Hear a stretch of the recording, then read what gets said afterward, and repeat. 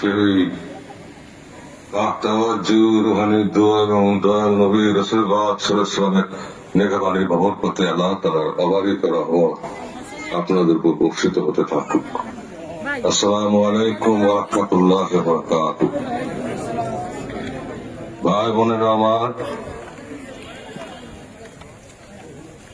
সুদীর্ঘ কাল স্বাধীনতার পরে অতিক্রান্ত হয়ে গেছে। দীর্ঘদিন যাবৎ লালিত স্বপ্ন আমাদের বারবার ভুলুণ্ঠিত হয়েছে। আমাদের আশা, আমাদের কল্পনা, আমাদের স্বপ্ন বারবার মুখ থুবড়ে পড়েছে।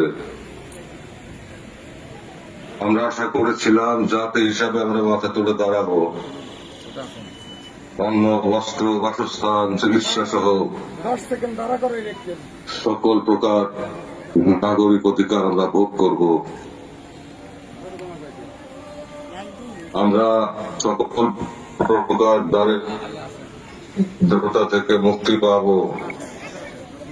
অনাচার অবিচার থেকে আমরা নিজেদেরকে রক্ষা করতে পারবো, ইনসাফ কায়েম করতে পারবো। আমাদের স্বপ্ন ছিল স্বাধীন সার্বভৌম বাংলাদেশে আমরা থাকবে না, আমাদের যাতনা লাঞ্ছনা থাকবে না, আমাদের দুশ্চিন্তা থাকবে না, আমাদের দুরবস্থা থাকবে না। কিন্তু দুর্ভাগ্যের বিষয়, পরিতাপের বিষয়, শুধু 54 বছর যাবৎ আমরা স্বাধীনতা লাভ করেছি। আমাদের অহিংসা, অন্ধকারাচ্ছন্ন জীবন, ব্যক্তি জীবন থেকে জাতি জীবন পর্যন্ত অমানিসার গহীন